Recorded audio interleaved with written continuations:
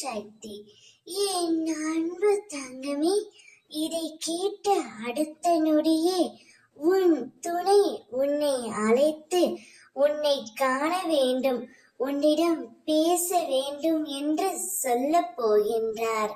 நீயும் உன்னுடைய துணையும் சற்று மன கசப்போடு பிரிந்து உள்ளீர்கள். இப்பொழுது உனது அன்பானவர், நீ விரும்பியவர் உன்னுடன் பேச வேண்டும் என்று முடிவு எடுத்து விட்டார். அவர் பேச வருகையில் நிச்சயம் நீயும் பேசிவிடு என் தங்கமே.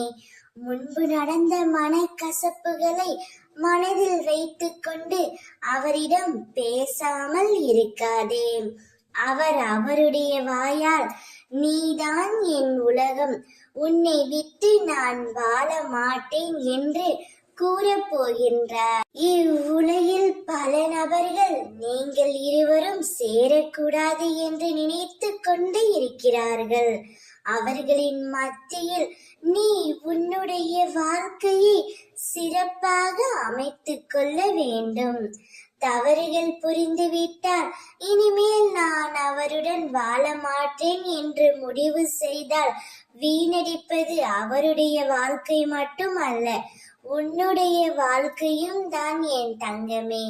எனவே அதனை ஏற்றுக்கொண்டு அவரை புரிந்து கொண்டு அவருடன் முழுமையாக வாழ் தங்கமே. அப்பொழுதுதான் உன் வாழ்க்கையை நீ சிறப்பாக அமைத்துக் கொள்ள முடியும்.